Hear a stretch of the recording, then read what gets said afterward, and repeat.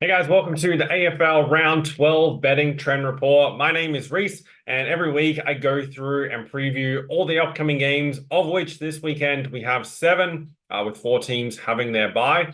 And I go through each game, look at what the odds are, who's favorite, what the total is, and look through the betting history from each of those teams and their matchups previously. And also go through what I'm considering betting at the early stage, like recording this on a Tuesday, for the week ahead.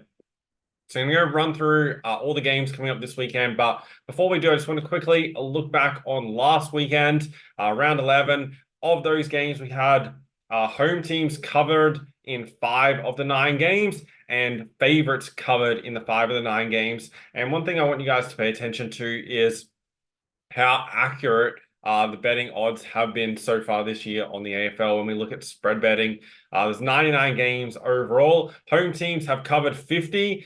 And then underdogs have covered 50 of the 99 games. So almost 50% in both categories. So very, very even. That tells us the odds have been very, very accurate. Some teams have really stood out, like the Swans have covered 9 of their 11 games. Fremantle performing well, covering 7 of 11. And also Melbourne covering 7 of 11. Then other teams have done really poorly, such as North Melbourne, Richmond, are really struggling to cover their games. Then there's a stack of teams in the middle of the pack also going at about 50%. What I use this table for that you're looking at here is to, look for different situations where teams are really exceeding their expectations. So as you can just quickly look through and then we'll get into the games. Gold Coast as a home favorite have covered 4 of 5 games. North Melbourne as a home underdog, yet to cover a game. West Coast as an away underdog, yet to cover a game. Swans as a home favorite have covered all 5. So you kind of get the idea. But that's what happened last weekend. There are also 2 underdogs who won outright. GWS beating Geelong in Geelong. So really important game this weekend for the Cats. They take on Richmond. And then Hawthorn getting the win over the Brisbane Lions. We also had Collingwood and Fremantle ending in a draw. And then from a total points betting perspective, last weekend, 5 of the 9 games went under the total, which now that makes it 4 weekends in a row, or 4 rounds in a row. Round 8, 9, 10, and 11 have all favored the under so far this season. Very, very interesting. Under does have a small winning record overall. So looking ahead to this weekend's games now, the Thursday night game, Port Adelaide at home to Carlton. Port are small favorites, -6.5. Carlton have won the past 2 against them, but Port Adelaide have covered 3 of the past 4. Total set at 170.5. The past 4 have all gone over the total. However, this is the highest total of those past 4 games. I do agree with the market here. I think Port Adelaide should be small favorites, especially at home. And so I do think that number is pretty much spot on. From a statistical perspective, Port Adelaide have been the better side this year. Both sides are very even in attack, but Port Adelaide are the better defensive side. They're a top 8 defensive side, whereas Carlton have dropped off dramatically this season defensively, and a bottom 6 side in most categories defensively. So that's a key area for them to improve. So on the road with that, weakish defense that they've been having this year, I feel like this is a pretty tough matchup for them. So I do like Port Adelaide to win. They've also won 6 of the past 8 versus the Blues, but Carlton have won the past 2, as I said. Interestingly, majority of their recent matchups have been close. 7 of the past 10 been decided by 28 points or less. But the 2 ways I'm looking at playing this game is Port at the line -6.5. We'll just see if it comes down a little bit as the week goes on. See if we can get a slightly better number. And also definitely interested in the over here. Both sides, as I mentioned, good attacking sides, and Carlton a little bit lackluster in defense. And on the efficiency ratings, neither side have really great efficiency in defense. So Carlton should be, and both sides should be able to take their chances. That's why I'm definitely interested in that over as well.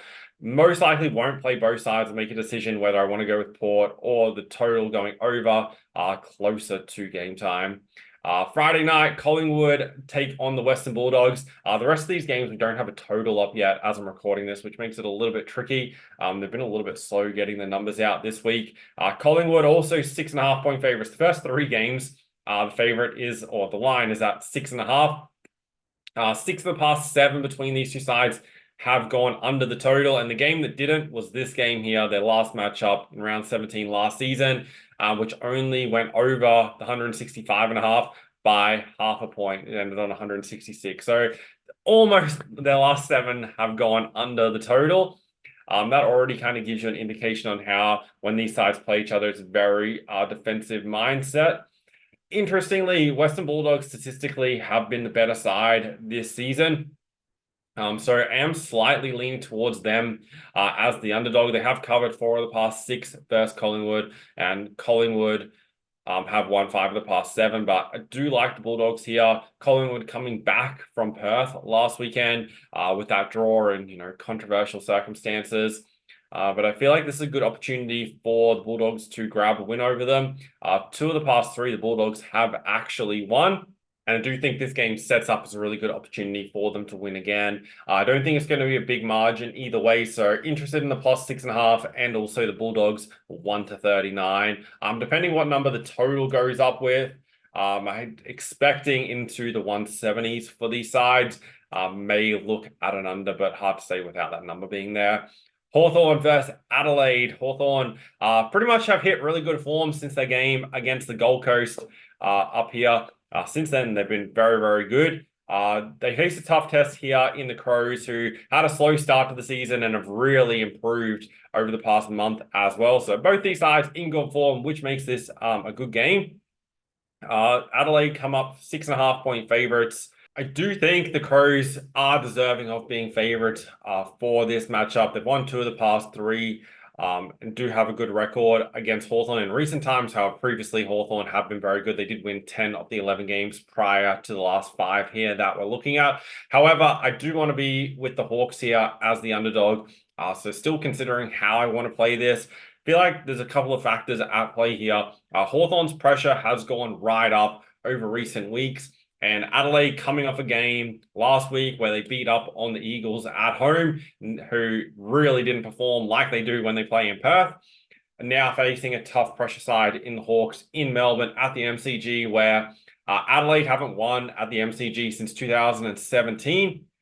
Obviously, they've been playing the top sides in most of their games at the MCG, but overall don't have a great record there and haven't won there in quite a long time. They've lost their last 9.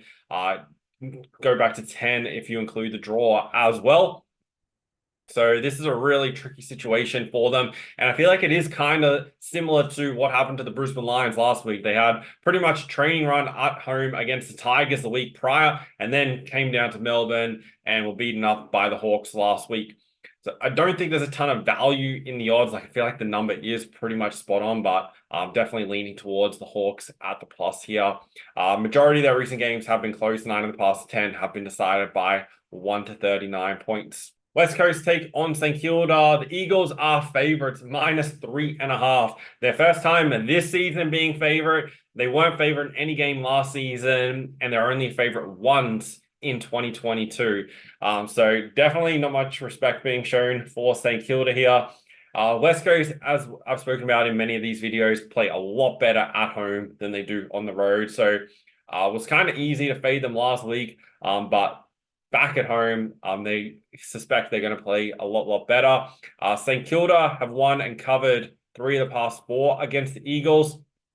But this West Coast team at home this season is a lot better. Looking at how the teams match up, like, they're both bottom 3, bottom 4 attacking sides. St Kilda are the better defensive side, but when you give home field advantage to the Eagles, I really don't think there's that much between these two sides. It's probably a game I don't really want to get too involved in from a betting perspective on a side or a total, but would be leaning towards the Eagles to be winning at home. If they can keep up their home form, they should win this game. The way St Kilda's playing, nowhere near as good as they were last season. Probably the best way of playing this game is looking into player props. Both sides give up a high number of disposals to the opposition, especially uncontested possessions. So therefore, quite a number of players should be able to rack up high numbers and take advantage of that. So that's most likely how I'm going to be playing that game. Geelong take on Richmond. Geelong $1.06 on the money line, 47.5-point favorites. Richmond actually won their matchup last season, 102-78. Geelong were 14.5-point favorites at that time, out to 47.5 points this time around. Geelong, this is a game that they should win and should win well. They're a side where, I'd hate to be Richmond this week. They played well against the Bombers last weekend, but the week prior against the Brisbane Lions were awful, and for the most part have been really, really bad this season. This is a line I'll more than likely definitely be taking as the minus 47.5. It's not just because, Richmond have been bad, it's also because Geelong need to win a game and need to win it by a big margin. They've been struggling over recent weeks. They've now lost their past 4 in a row. However, they have lost to 4 good quality teams in their situations. Melbourne and Port Adelaide, then losing to the Gold Coast Suns, playing up in Darwin when they're undermanned, and then last week at home losing to the Giants by a small margin. This is a game where I feel like they can get back to form, rack up a score, win by a big margin. So most likely be taking that minus 47.5. We'll also look into the team total on Geelong as a potential overplay, depending what this number goes up as. We've seen in recent times, we've seen fairly low totals between these two sides. So if we get a lowish number, then I'll also be looking at playing the Cats team total to go over. Melbourne versus Fremantle. Melbourne, 11.5-point favorites. The past 5 between these two sides have gone under the total. You can see what the total was for each of those matches in the right-hand column here. Potentially an underplay here, but the side I probably like a little bit more than that is taking Fremantle with the points here, or either side to win by 1-24. I feel like this is going to be a really close game either way. Fremantle come into this on the back of an extra couple of days rest, playing the Friday night game last week compared to the Demons playing on Sunday. So that sets up well for them as the underdog. Fremantle have won the past 2 in Melbourne. Both are pretty big underdogs, $3.35 and $4.50. Was the price that they paid on the money line. I think potentially that either side 1-24 will be the way I play this game, because that just gives me a little bit more margin for error on both sides. I'd be surprised if Fremantle win this game by more than 24 points. Be also surprised if Melbourne can win the game by more than 24 points. Both sides really strong defensively. We've got Fremantle, who are the top 2 defensive side. Melbourne ranked 3rd. Defensively. So that should set it up for a close game either way.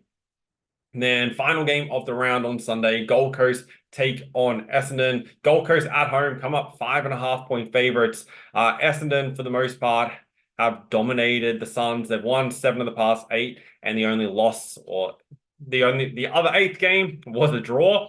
So it's been a long time since Gold Coast have won this matchup.